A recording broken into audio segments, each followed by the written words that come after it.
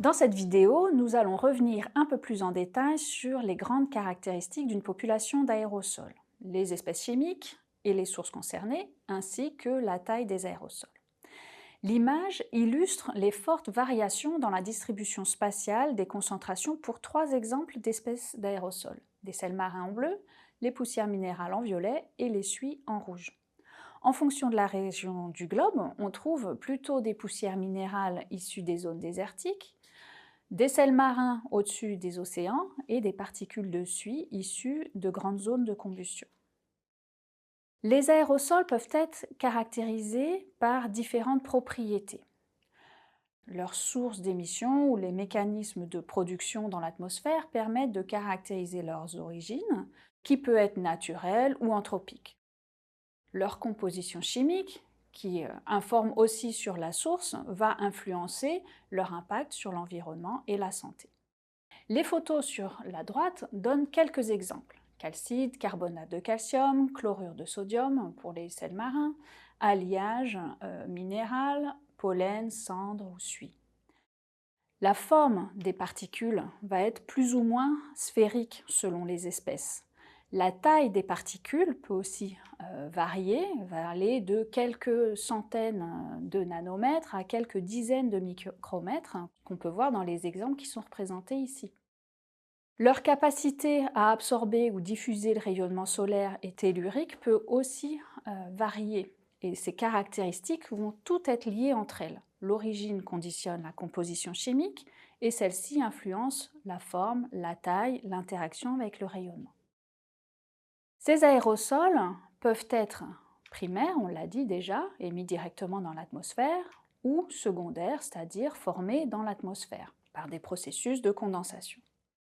Les émissions peuvent être dues à des mécanismes d'érosion, c'est-à-dire une action mécanique de l'eau, du gel ou du vent sur les roches, les sols, l'océan, la végétation, etc.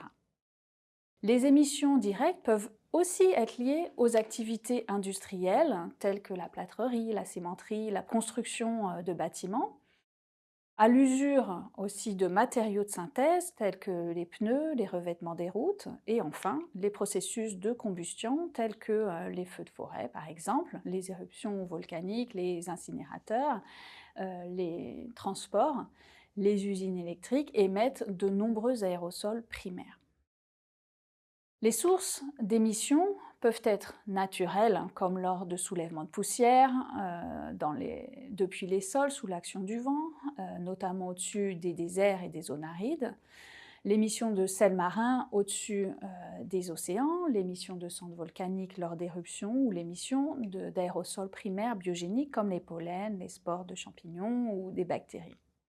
Les activités humaines émettent également des aérosols directement dans l'atmosphère, par exemple des poussières industrielles, des débris liés à l'usure des pneus, etc. Qu'elles soient naturelles ou anthropiques, la combustion émet des aérosols carbonés qui contiennent à la fois du carbone élémentaire et du carbone organique. Cela sera détaillé dans la partie concernant les sources primaires. Les aérosols secondaires peuvent aussi être liés à des sources naturelles ou anthropiques. Les sources d'émissions concernent dans ce cas des précurseurs gazeux conduisant à la production d'aérosols dans l'atmosphère. Par exemple, les émissions de dioxyde de soufre par des volcans conduisent à la formation de sulfates dans l'atmosphère. Les émissions de composés organiques volatiles par la végétation conduisent à la formation d'aérosols organiques secondaires dans l'atmosphère. Et les émissions de composés soufrés ou organiques par l'océan conduisent aussi à la formation d'aérosols secondaires. On voit ainsi qu'un même type de particules, par exemple les sulfates, peut aussi bien être issu de sources naturelles qu'anthropiques. Parmi les sources anthropiques, on peut citer des émissions d'ammoniac par les activités agricoles qui conduisent à la formation d'ammonium dans l'atmosphère, ou des sources liées à la combustion de biomasse ou de combustibles fossiles, qui comprend donc des émissions par le trafic routier et le chauffage par exemple. Les émissions de gaz tels que le dioxyde de soufre, les oxydes d'azote, l'ammoniac ou les composés organiques volatiles entraînent la formation d'aérosols sulfates, nitrates, ammonium ou d'aérosols organiques secondaires.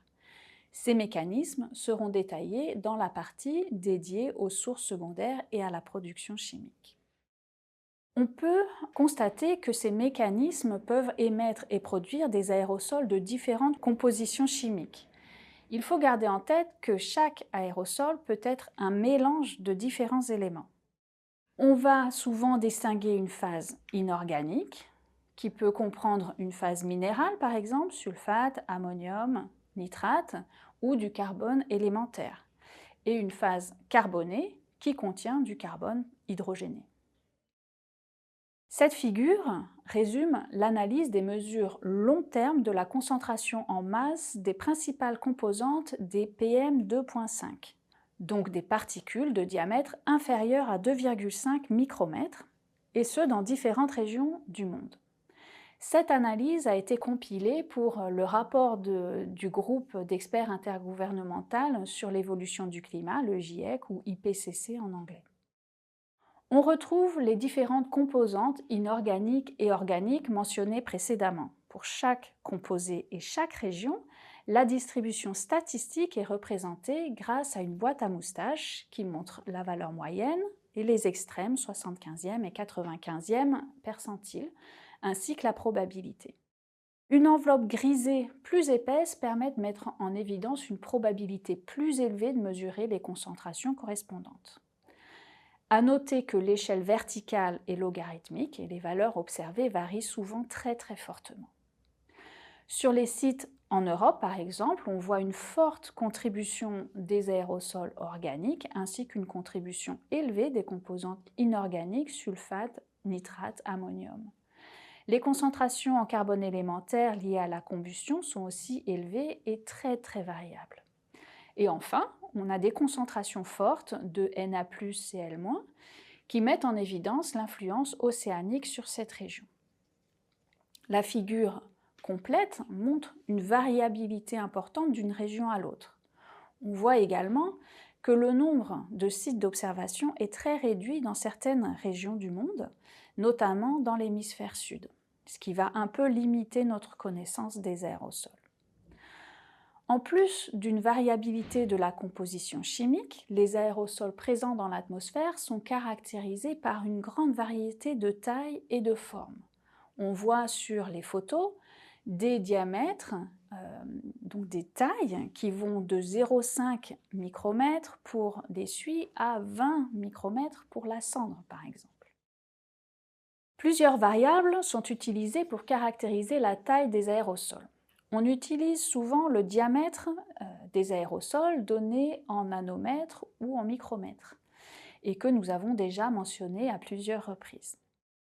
Lorsqu'une particule n'est pas sphérique, le diamètre associé peut correspondre à un diamètre géométrique qui correspond au diamètre équivalent d'une enveloppe sphérique, un diamètre équivalent qui correspond au diamètre d'une sphère qui va avoir la même masse, un diamètre aérodynamique qui correspond au diamètre d'un aérosol sphérique qui a une masse volumique de 1 g par centimètre cube, 1 g par unité de volume, et qui a la même vitesse de sédimentation dans le fluide que la particule étudiée.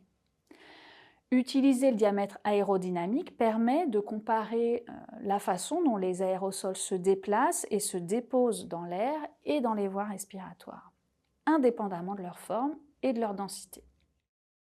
Enfin, le diamètre de Stokes est le diamètre d'une sphère de même masse volumique que la particule réelle et de même vitesse de sédimentation. C'est la grandeur qui est utilisée par exemple pour les applications optiques.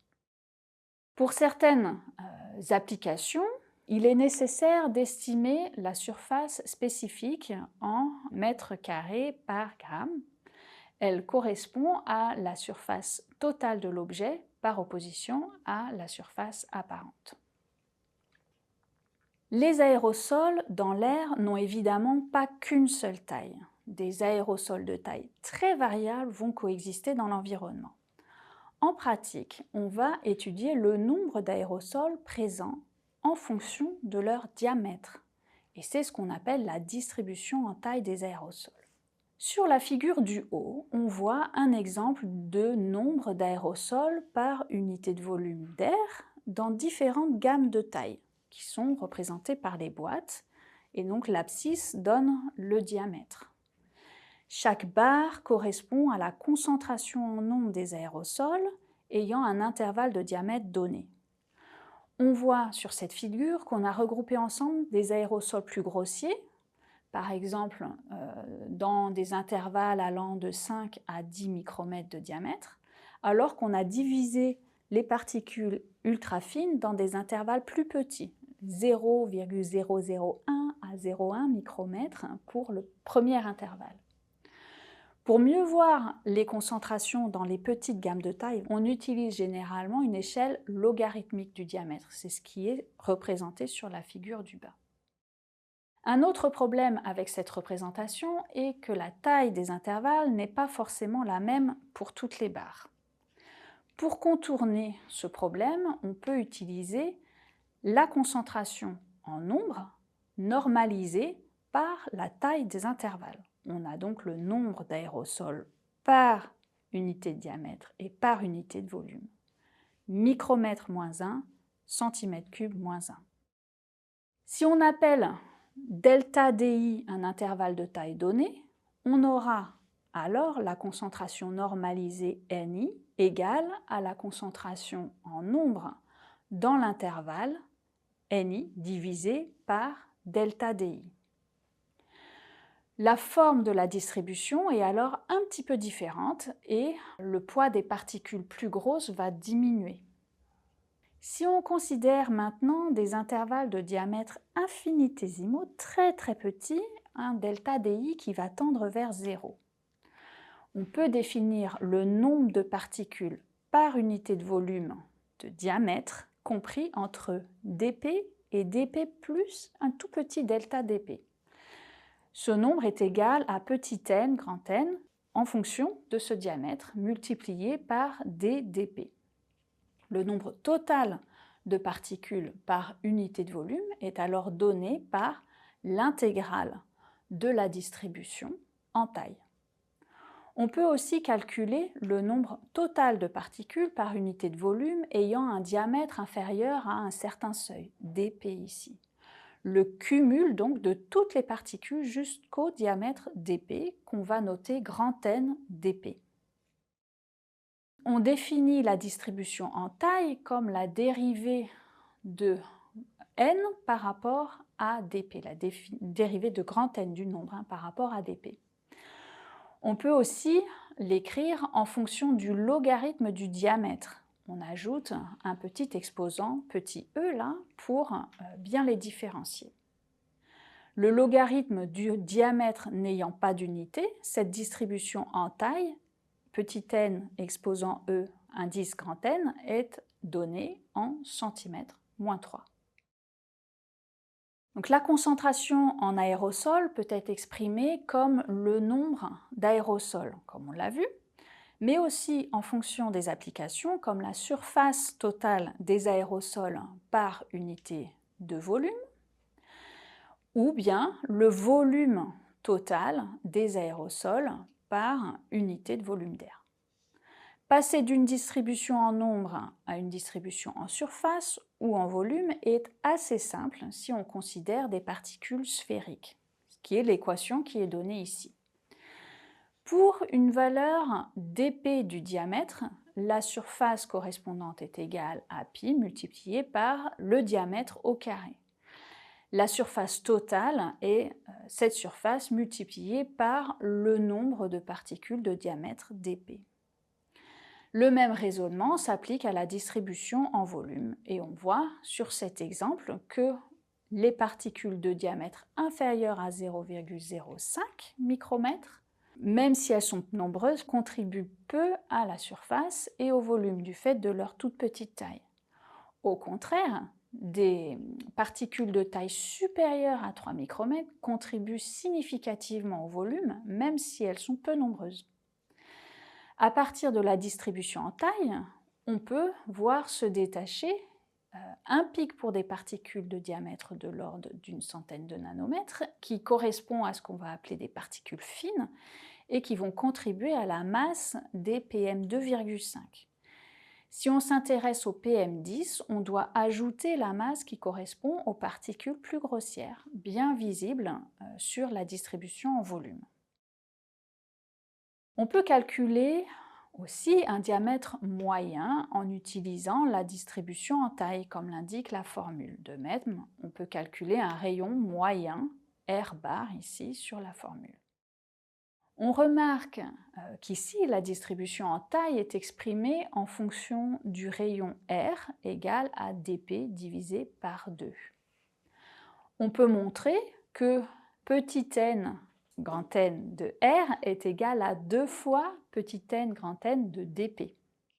Pour certaines applications, notamment en optique, on calcule un rayon effectif qui correspond au rayon d'une particule sphérique dont la moyenne est pondérée par la surface apparente. On peut représenter la distribution en taille analytiquement comme une somme de distributions log normales qui sont représentées ici. Chaque distribution est caractérisée par des moments, diamètres, moyens, déviation standard. Sur les distributions en taille, on peut souvent distinguer différents modes. Le mode de nucléation pour les particules de diamètre inférieur à 0,01 micromètre ou 10 nanomètres. Ce mode correspond aux particules qui sont formées à partir d'un agrégat de molécules de gaz. Entre 0,01 micromètre et 0,1 micromètre, les particules forment le mode d'Aitken. Ce mode résulte de la coagulation ou de la condensation de particules fraîchement formées par nucléation. Le mode ultra-fin regroupe des particules de diamètre inférieur à 0,1 micromètre ou 100 nanomètres. Les particules de diamètre compris entre 0,1 et 2,5 micromètres forment ce qu'on appelle le mode d'accumulation. Et toutes les particules de diamètre inférieur à 2,5 micromètres constituent le mode fin. Toutes les particules de diamètre supérieur à 2,5 micromètres constituent ce qu'on appelle le mode grossier. Les aérosols secondaires formés dans l'atmosphère par des processus chimiques contribuent généralement au mode de nucléation, d'Aitken et d'accumulation. Les aérosols émis par des processus mécaniques comme les sels marins, les poussières désertiques soulevées vont plutôt contribuer à un mode grossier. Cette figure représente des distributions en taille volumique typiques de différents environnements. On voit que la distribution en taille varie en fonction du type de source et puis aussi du vieillissement de la masse d'air. Tout d'abord, il faut remarquer sur leurs données que la concentration est beaucoup plus élevée en milieu urbain, en particulier pour le mode fin. On remarque aussi que le mode grossier est relativement plus important en milieu rural qu'en milieu urbain. Et enfin, les concentrations dans la troposphère libre sont beaucoup plus faibles que les concentrations à la surface et on a généralement une contribution plus importante du mode d'accumulation qui caractérise un certain vieillissement. Au cours du transport depuis la source vers la troposphère libre, les particules plus grossières peuvent en effet plus rapidement se déposer sous l'effet de la gravité et les particules plus fines ont le temps de coaguler pour former des particules un petit peu plus volumineuses, plus grosses.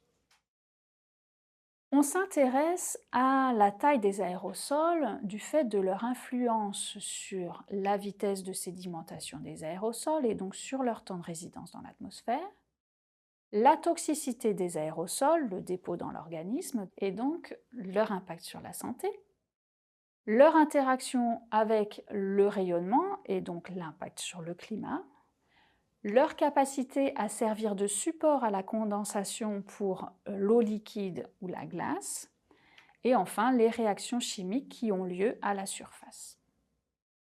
En conclusion, les aérosols atmosphériques regroupent des particules fines, solides ou liquides en interaction avec les gaz de l'atmosphère qui les entourent.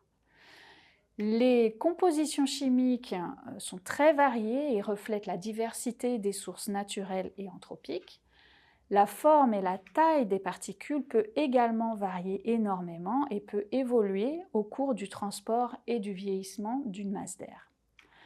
Comme nous le verrons par la suite, la composition, la forme, la taille des aérosols jouent un rôle important sur l'impact des aérosols sur la santé humaine et sur le climat.